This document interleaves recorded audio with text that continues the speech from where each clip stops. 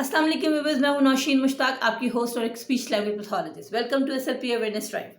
हमारा आज का टॉपिक है कि कौन सी 5 इंपॉर्टेंट पॉइंट्स हैं जो पेरेंट्स को पता होने चाहिए जिनके बच्चों की स्पीच थेरेपी हो रही है या वो स्पीच डेवलपमेंट पे काम कर रहे हैं। इस मौजू को आगे ले जाने से पहले मैं आपको कहना चाहूँगी कि इस वीडियो के नीचे एक सब्सक्राइब का बटन है, आप उसको प्रेस करें और उसका बेल का आइकन भी दबाएं ताकि आपको जो नेक्स्ट वीडियोज़ हों वो टाइम पे मिलती रहें। मेरी कोशिश है कि इस प्रोग्राम में पेरेंट्स की जितने भी क्वेश्चंस और क्वेरीज हैं, जो उनकी प्रॉब्लम्स और हर्डल्स हैं उनके बच्चों की स्पीच डेवलपमेंट के हवाले से, और जो उनकी नॉलेज के अंदर जो कमी है, जो जिसकी वजह से वो अवेयर नहीं है, उन चीज़ों का, उन मसाइल का मैं हल कर सकूं, और उसकी एक छोटी सी एफर्ट है। ये फ्री ऑफ कॉस्ट वीडियोज़ हैं, आप इनको बार बार देख सकते हैं और आप इससे लर्न कर सकते हैं। तो पेरेंट्स, आइए हम अपने टॉपिक की तरफ चलते हैं। बहुत थोड़े टाइम में मैं आपको ये बताना चाहूँगी ताकि आपका भी कम टाइम लगे और आप इस चीज़ को अंडरस्टैंड कर सकें कि कौन सी इंपॉर्टेंट 5 चीज़ें हैं। सबसे पहली चीज़ ये है कि अगर आपके बच्चे की असेसमेंट हो गई है और आप ओवर थिंक कर रहे हैं तो डोंट ओवर थिंक। आप सोच रहे हैं कि आपके बच्चे की असेसमेंट हुई है और आपके ये प्रॉब्लम हो गई है, अब क्या होगा। इंशाल्लाह इसके बाद अच्छा होगा, क्योंकि अब आपके बच्चे का लेवल आपको पता चल चुका है, किस लेवल पे आपका बच्चा, क्या इशू है, उसका डायग्नोस हो गया है। टाइमली डायग्नोस होना एक खुशनसीबी होती है, ठीक है। अगर आपका टाइमली डायग्नोस हो गया, अर्ली इंटरवेंशन आप प्रोवाइड कर सकते हैं, आप एफर्ट्स कर सकते हैं, आपकी एबिलिटीज़ में कोई कमी नहीं है और आपके सराउंडिंग में हर तरह की सर्विसेज अवेलेबल हैं। आपने ऑप्ट करनी है सिर्फ, ठीक है। आपने वहाँ तक पहुँचाना है अपने बच्चे को, आपने अपने बच्चे की बेहतरी के लिए खुद एफर्ट करनी है और उनको सर्विसेज प्रोवाइड करनी है। इंशाल्लाह ताला बहुत बेहतरी आएगी। अक्सर ऐसा होता है कि जो असेसमेंट होती है वो भी रियल नहीं होती। समटाइम्स ऐसा होता है कि बच्चे की रेपो बिल्ड नहीं हुई होती है। सपोज मैं एक थेरेपिस्ट हूँ, मैं अपने एक्सपीरियंस से बता रही हूँ कि फर्स्ट टाइम जब बच्चा आता है तो रेपो बिल्ड नहीं हुई होती है, और हम जब बच्चे से कोई सवाल पूछते हैं, कोई क्वेश्चन, हम चूँकि वो इंटरव्यू बेस्ड होती है सारी, बच्चा रिस्पॉन्ड करता है। सपोज मैंने बॉल रखी और कार रखी, अगर मैंने बच्चे से कहा बॉल कहाँ है, बच्चे ने बॉल को नहीं देखा बल्कि कार को देखा, ठीक है। मैं उसकी रिसेप्टिव चेक कर रही हूँ। अब क्या हुआ जी कि मैंने कहा चीज जिसकी रिसेप्टिव नहीं है, क्या पता कि वो बॉल उसको पता हो लेकिन वो उसको कार अट्रैक्ट कर रही हो और वो कार उसका हाईली मोटिवेटेड आइटम हो जिसको वो लेना चाह रहा हो, उठाना चाह रहा हो। तो इसलिए हम उस पर बेस नहीं कर सकते, ठीक है। असेसमेंट हो जाने के बाद हमें कुछ एक आउटलाइन पता चल जाती है बच्चे की कि हाँ, हमने कहाँ से स्टार्ट करना है, हमारे बच्चे का लेवल क्या है। तो आप इस चीज के लिए ओवर थिंक नहीं करें ताकि आप मेंटली अपसेट ना हो और आपकी परफॉर्मेंस पे इफेक्ट ना पड़े। दूसरी इंपॉर्टेंट बात क्या है, बी सिलियट हो। इसका क्या मतलब है? इसका मतलब ये है कि आपने हर वक्त शरारतें नहीं करनी, आपने बच्चे के साथ एक प्ले टाइम रखना है, आपने खेल खेल में बच्चे को सिखाना है। सपोज अगर मैं आपसे ये कहूँ कि मेरे पास एक आइटम है, फॉर एग्जाम्पल अभी तो पेंसिल ही पड़ी हुई है और मैंने इसको सर पे रख लिया, ठीक है ना। अब बच्चा कह रहा है ये क्या हुआ, एकदम से मैंने कहा आज, तो बच्चा इस चीज को एंजॉय करेगा, ठीक है ना। इस तरह की एक्टिविटीज आप ऐसा करें कि आप अपने दिन भर का जो रूटीन है उसको फॉलो करें और उसके बाद आप एक टाइमर सेट कर लें कि मैंने इस टाइम पे रोज प्ले करना है। जो रिसर्चेस जो आप कहते हैं ना कि मतलब कि दुनिया भर में रिसर्चेस हो रही हैं, वो यही कहते हैं कि प्ले एक्टिविटी जो है वो जितनी फास्टली बच्चे की लर्निंग साइनेप्सिस को डेवलप करती है, ब्रेन के साइनेप्सिस को डेवलप करती है, नॉर्मल रूटीन में नहीं होता। अगर आप 400 टाइम्स भी किसी चीज़ को रिपीट करेंगे ना, लेकिन आप प्ले में 20 टाइम्स भी रिपीट कर लेंगे तो वो लर्न करेगा, उसका ब्रेन में उसका पार्ट बन जाएगा और उसकी लर्निंग बूस्ट होगी। प्ले जो है वो 25 आवर पर वीक के हिसाब से खेलने को कहा जाता है। क्या हम अपने बच्चे के साथ इतना देर खेलते हैं?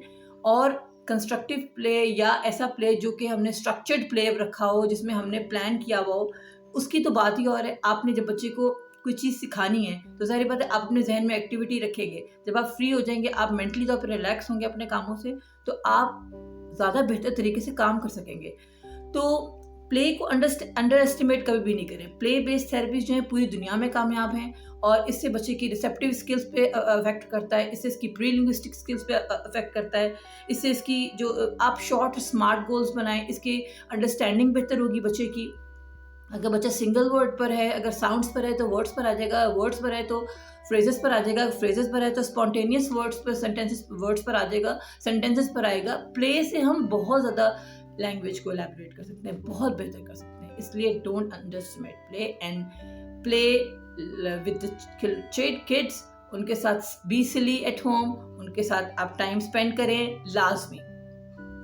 अच्छा, तीसरी इंपॉर्टेंट बात ये कि जैसे मैंने आपको बताया कि प्री लिंग्विस्टिक स्किल्स जो हैं, यानी कि बोलने से पहले की स्किल्स, जैसे आप ये समझ लें कि मैंने अलजेब्रा आपको सिखाना है, ठीक है ना।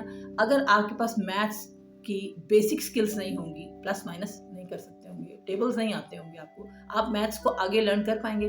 तो बेसिक जो स्किल्स होती है ना, वो होती हैं प्री लिंग्विस्टिक स्किल्स। अगर आपने इसके बारे में इंफॉर्मेशन आपको नहीं है तो आप मेरी पिछली वीडियोस को स्क्रॉल करें, मैं इसमें लिंक भी डाल देती हूँ। आप मेरी कोशिश ये है कि मैं प्री लिंग्विस्टिक स्किल्स का एक चार्ट बना के पेरेंट्स को दे दूँ, ताकि उनको पता हो कि इस स्किल के ऊपर ये एक्टिविटी कराई जाए, इस स्किल पे। लेकिन I am working on it, इंशाल्लाह आई होप कि मैं जल्द इस चीज़ में कामयाब हो जाऊँ। लेकिन ये कि प्री लिंग्विस्टिक स्किल्स जो है वो आपके बच्चे के अंदर बहुत उसको तैयार करती हैं लैंग्वेज के लिए। अगर एक बच्चे को लैंग्वेज आप देना चाह रहे हैं और वो उसकी लिंग्विस्टिक स्किल्स ही नहीं है, तो आप उसके ऊपर जितनी भी एफर्ट कर लें, आपका टाइम वेस्ट होगा। तो सबसे पहले आपने उसको मास्टर करना है प्री लिंग्विस्टिक स्किल्स में।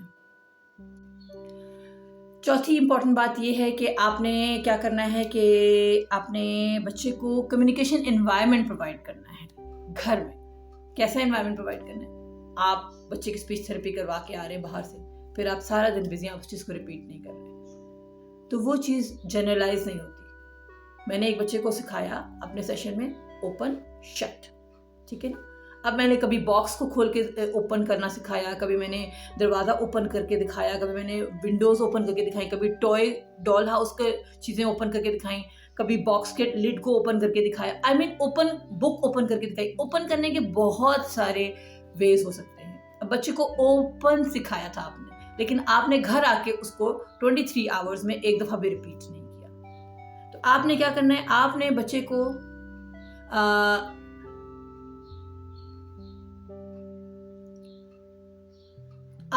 को चांस देना है कि वो बोले। उसको वो चीज़ रिपीट करने के लिए आपने साथ साथ ऐसी एक्टिविटीज़ रखती हैं जिसमें आप साथ साथ उसको बता सकें कि उसकी एक्टिविटी को रिवाइज कर सके। दूसरी बात ये कि रिक्वेस्ट, बच्चा रिक्वेस्ट नहीं कर पाता, आप हर चीज़ उसके एक्सेस में रखते हैं। और प्लीज़ ऐसा करें कि उसकी जो हाईली डिमांडेड चीज़ें हैं उनको ज़रा उसके एक्सेस से दूर रखें, ताकि वो उसको रिक्वेस्ट कर सके, आपसे मांग सके, और उसके एक्सेस में होगा तो उसको बोलने की ज़रूरत नहीं पड़ेगी। फिर उसको चॉइसेस दें।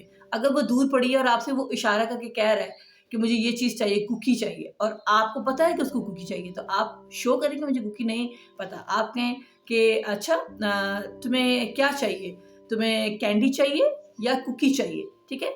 और उसको फेस के ऊपर रख के सामने, यानी कि बच्चे की आईज, आप अगर चाहते हैं उसका अटेंशन कैच करना, तो आप अपने चेहरे पे उस चीज़ को लेकर आएंगे। जैसे फॉर एग्जांपल आपके हाथ में कुकी है, तो आप कहेंगे आपको कुकी चाहिए या आपको कैंडी चाहिए, ठीक है। दोनों चीज़ें दिखाएंगे, और फिर जब वो देखेगा, अगर वो आई कांटेक्ट भी दे रहा है ना, इस मतलब उसके रिसेप्टिव में कुकी का आई कांटेक्ट दे रहा है, तो इस मतलब उसके रिसेप्टिव में है, वो समझ रहा है कि मुझे कुकी चाहिए, तो वो आई कांटेक्ट देगा कुकी को, और मतलब उसकी अटेंशन कुकी की तरफ होगी। अगर वो बोल सकता होगा, अगर वो ख भी बोल देगा, तो उ ई भी बोल देगा, तो भी दैट इज़ फाइन। आप उसको भी काउंट करेंगे कि उसने बोला है, ठीक है ना। तो मैं पेरेंट्स को ये भी कहती हूँ कि वो अपने बच्चों को एक तो चॉइसेस दिया करें, दूसरा वो वॉवल्स पहले सिखाएं।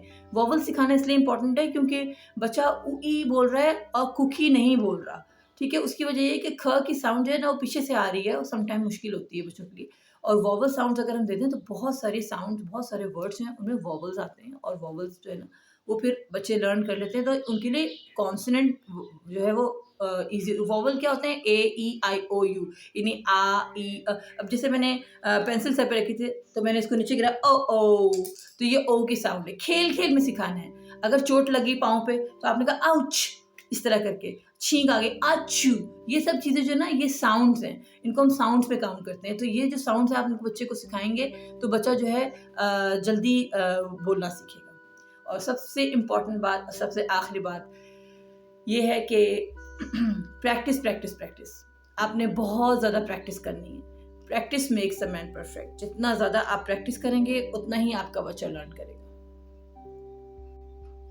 आपको याद होगा आपके पेरेंट्स कहते थे practice makes a man perfect, ठीक है ना? जिस चीज़ की प्रैक्टिस ज़्यादा होगी, नंबर ऑफ़ टाइम उसकी रिपिटिशन ज़्यादा होगी, उतना ही वो लर्निंग का पार्ट बनेगा। क्योंकि हमने ब्रेन के सिनैप्सेस पे काम करना है। जब मैं एक बच्चे को बॉल बोलना सिखा रही हूँ और वो बॉल दिन में आपने नहीं बोली 1 दफ़ा भी और मैंने 40 दफ़ा बोल दी, ठीक है? तो क्या हुआ?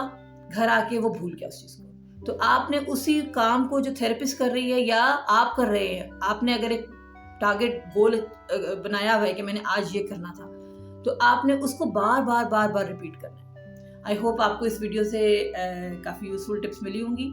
आपने कमेंट्स ज़रूर मुझे बताइएगा, भेजिएगा और मुझे इन्फॉर्म कीजिएगा कि आपको मज़ीद आगे किन वीडियोज़ की में हेल्प की ज़रूरत है। मुझसे कुछ पेरेंट्स ने आर्टिकुलेशन एरर्स के बारे में पूछा है, लेकिन अभी बेसिक हम चूँकि स्पीच थेरेपी की चीज़ों पे चल रहे हैं, इसलिए मैं स्पेसिफ़िकली मैं उन पे भी जाऊँगी कि आर्टिकुलेशन एरर्स और फोनोलॉजिकल एरर्स क्या होते हैं और मेरे ज़हन में है अपने सब्सक्राइबर्स के तमाम क्वेश्चंस इंशाल्लाह ताला स्लोली एंड ग्रेजुअली इंशाल्लाह हम लोग आगे बढ़ते चले जाएंगे। लेकिन आप इस वीडियो को बार-बार देखें और इस वीडियो पे अमल करें और मुझे अपना फीडबैक ज़रूर दें।